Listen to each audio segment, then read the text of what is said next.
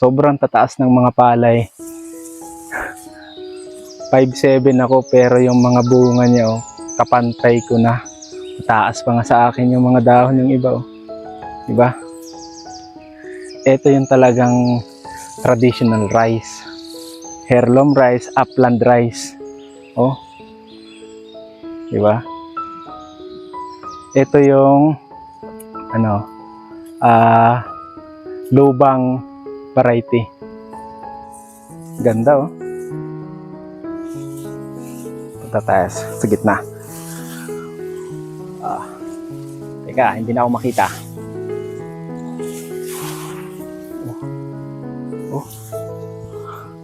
Tataas pa sa akin. Dadamo-damo muna tayo. Madami ng damo. Akin pala yan. Kasi hindi po kami gumagamit dito ng herbicide o yung pamatay damo. Hindi namin nilalason masyado ang lupa dito.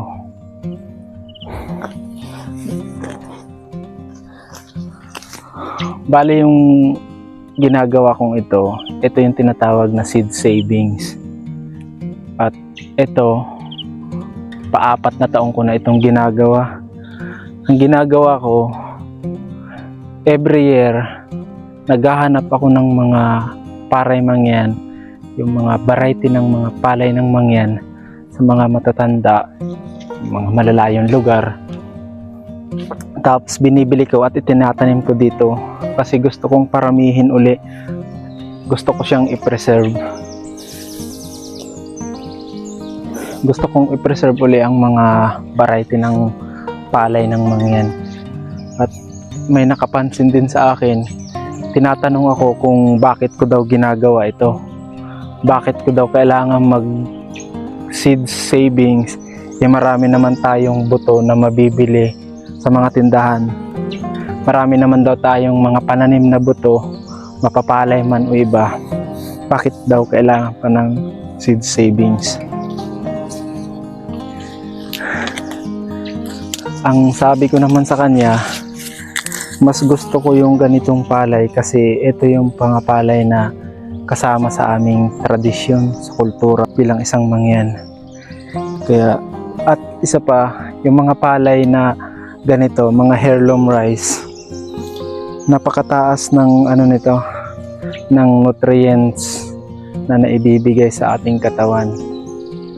Yung mga hybrid seeds po kasi, sila ay mga nakadesign para sa chemical farming.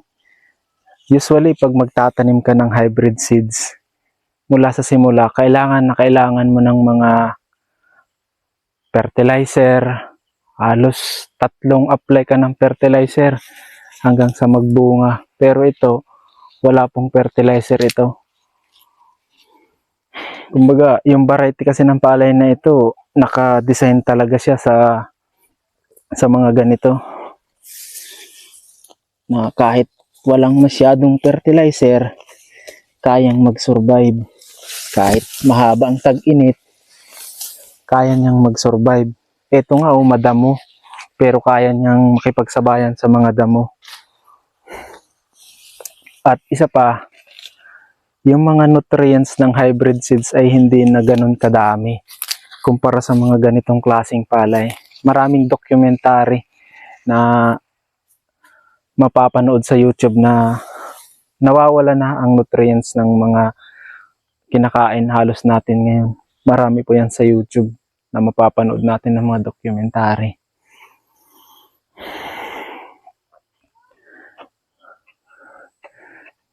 Maganda po ang klaseng palay ito.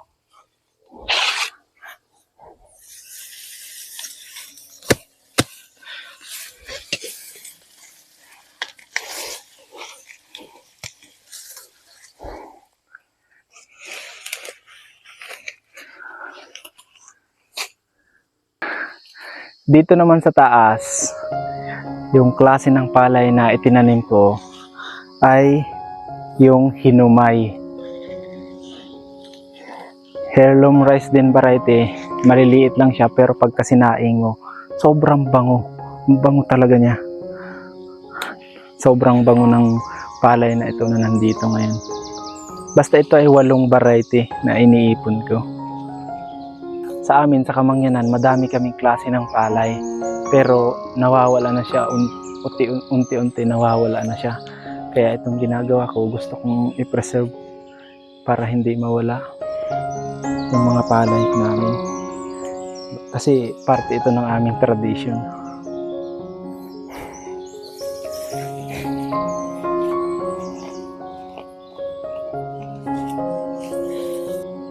Noon, maliit lang ito. Maliit lang na palayan ito. Halos 2 variety lang ang nabibili ko. Kasi gustuhin ko makahanap pa ng ibang variety. Wala na akong makita. Buti nga itong mga nakaraan, nung nalaman nila na nagbibili ako ng iba't ibang klaseng palay, may mga tao namang tumutulong sa akin. Kaya nagpapasalamat ako sa kanila.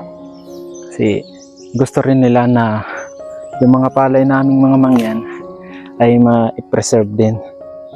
Kasi kahit pag kayo pumunta dito, halos bihira na lang ang nagtatanim ng ganito, na yung mga palay mangyan ay tinatanim pa rin. Ito pala, ang mga palay ng mangyan, isang beses lang ito itinatanim sa isang taon. Isang beses lang po ito. Usually mga March to May, yan ang taniman namin ng palay.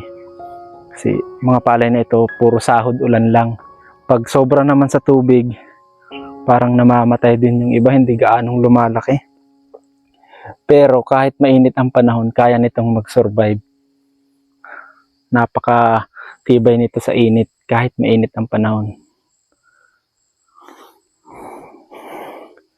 Paano naman yung mga peste dito? Dito sa amin, sa mga palay ng mangyan, wala pong peste dito. Wala po talagang peste dito sa mga palay ng mangyan. May insekto dito, pero walang insekto na kayang pipestehin lahat ng iyong palayan. Ang mga palay ng mangyan ay napaka pest resistant. Ibig sabihin, wala pong peste dito. Meron ditong insekto, pero wala ni kahit isang insekto na kayang pestehin lahat ng palayan namin dito. Kumbaga, yung mga insekto na yon naghahanap lang ng kanilang tirahan dyan sa ilalim ng mga dahon ng palay. Kumakain, sumisip-sip ng ibang palay, pero wala kahit isang insekto na kayang pestehin na lahat ng palayan mo ay iwa-wipe out. Ganun po ka pest resistant yung mga upland rice o yung mga heirloom rice. Kaya magandang variety po ito. Kung tinatanong lang natin kung ang sustainable farming, mas maganda po yung mga ganitong klase ng palay. Kasi napaka-less po ng mga gastusin dito. Hindi mo kailangan halos ng fertilizer, pesticide, herbicide. Hindi po ninyo kailangan. Dito kailangan lang linis-linisan mo lang. Ito, katulad nito, madamo. Nililinis-linisan ko ng kahit papaano. Pero baka bukas o kaya sa sunod na araw, maghahanap ulit ako ng mag-iilam nun sa amin para palinisan ko ulit ito ng palayan ko, para hindi masyadong pagpugaran ng mga daga. Dito sa amin, sa pagtatanim, halos pinapahalaga namin ang biodiversity. Tingnan nyo, may saging sa gitna, may niyog, yan o, may mga kamuting kahoy pa. Hindi kami nagsisingle out na purong palay lang, kasi pinapahalagan namin yung biodiversity. Pinapahalagan namin lahat ng may buhay. Ito naman, ito ibang variety naman. Ito yung Azucena na variety. Yan o, mahahabang klase. Azucena. Ito yung lubang, bago pa lang. Ang bigas nito kulay pula, red rice siya. Ito naman yung Azucena, kulay puti. Doon naman sa bandang taas, yun naman yung mga tinta, yung ginagawang kakanin. Purple rice siya na malagkit.